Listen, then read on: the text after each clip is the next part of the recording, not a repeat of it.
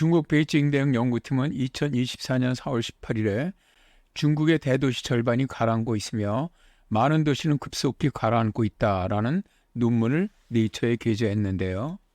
연구팀은 앞으로 100년 이내에 해안지대에 사는 수천만 명의 사람들이 그러니까 지금 현재 중국 해안도시에 사는 주민의 10% 정도가 되죠. 땅이 가라앉고 해수면이 상승하면서 해수면 아래에 집을 지을 수 있다라고 말하는데요. 베이징 대학의 원격 감지 기술 연구원인 타오 샹리가 이끄는 63명의 연구팀은 인구 200만 명 이상의 중국 내 82개 도시를 분석했죠. 연구팀은 유럽 우주국이 운영하는 지구 관측 위성 센티널-1의 레이더 자리를 이용을 해서 고도 변화를 측정하는 동시에 지상에서 수신한 위성 항법 장치 신호를 분석을 했고요.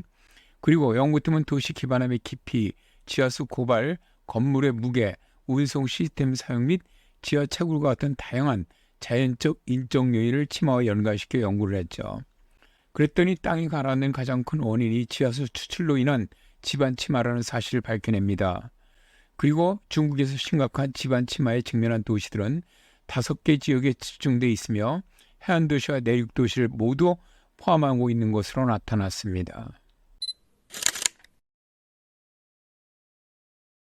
연구팀의 분석 결과 조사 대상 지역의 45%는 매년 3mm씩 가라앉고 있었는데요. 연평균 침하 범위가 10mm에 달한 지역은 그림에서 갈색으로 그려진 지역인 쿤밍, 난닝, 윈저 부저우, 정저우, 핑딩샨, 베이징 텐진, 하얼빈 창천 인근 지역들이었고요. 해당 지역에 사는 인구만 6,700만 명에 달합니다.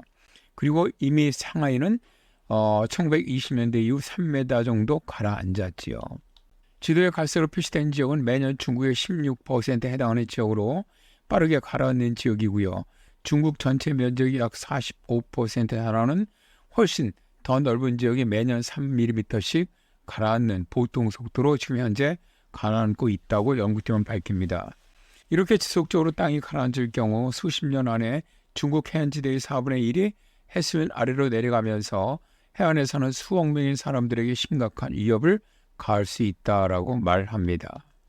영국의 이스트 앵글리아 대학의 로버트 니콜슨 교수는 중국에서 인구 밀도가 높은 지역은 지질학적으로 봤을 때 비교적 최근에 퇴적된 곳으로 지하수가 말라버리면 가라앉는 경향이 있다라고 설명을 했는데요.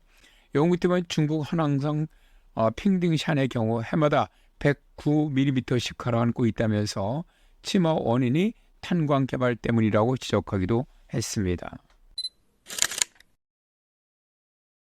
땅이 가라앉는 곳은 중국만은 아니죠. 저지대로 유명한 네덜란드에서는 육지의 4분의 1이 해수면 아래로 가라앉았고요. 미국의 휴스턴이라든가 인도의 델리를 포함한 전 세계 주요 도시에 나타나는 현상입니다. 연구팀의 예상에 의하면 2040년까지 전 세계 인구의 거의 5분의 1인 16억 명이 가라앉는 육지에서 살게 될 것으로 예상된다고 해요. 현재 자카르타는 세계에서 가장 빠르게 가라앉는 수도가 되면서 수도를 현재 이전 중에 있고요. 미국에서는 45개 주에 걸쳐서 4만 4천 평방킬로미터 이상의 토지가 지반 침하의 직접적인 영향을 받았는데 거의 농업 목적으로 지하수를 추출한 지역이 80% 이상이었다고 합니다. 영국 이스트 앵글리아 대학의 로버트 니콜스 교수는 이번 연구에 참여하지는 않았지만 사이언스에 논평을 내고 전 세계 인구의 19%가 지반 침하의 영향을 받고 있다라고 강조를 했는데요. 이전에 한 연구에 의하면 서울도 연 6mm씩 침하하는 도시였습니다. 기후변화로 땅이 가라앉는 속도가 빨라진다고요?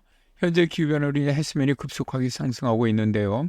해수면 상승은 육지 평화가 녹는 것과 해수 온도가 올라가면서 물이 팽창하는 요인으로 상승을 합니다. 그런데 전 세계 도시들이 지반 침하로 땅이 가라앉는 가운데 해수면 상승이 이루어지면서 100년 이내에 중국 해안 지역의 22에서 26%가 해수면 아래로 떨어질 것이라고 연구팀이 밝혔는데요.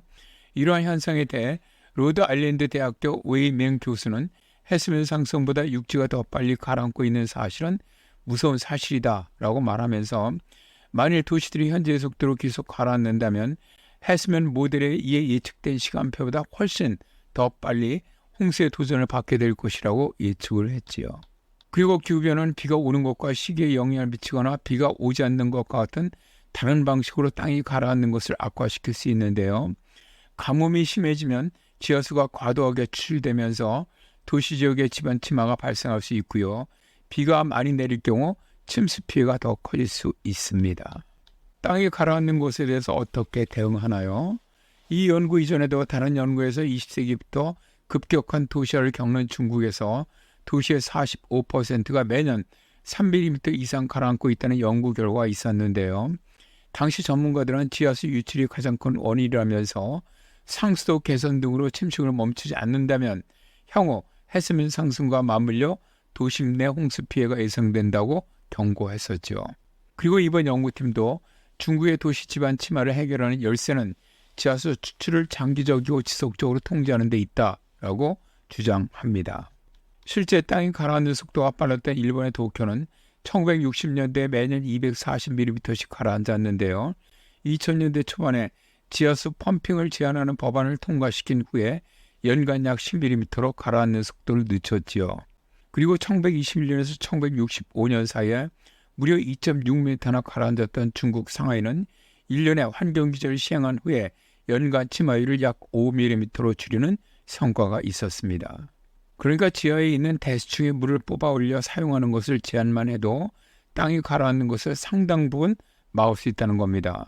그리고 해안 도시에서는 제방 시스템을 구축할 경우 도시의 고도가 낮아짐에 따른 침수를 방지하는 효율적인 방법이 될 수 있다고 연구팀은 말하고 있지요.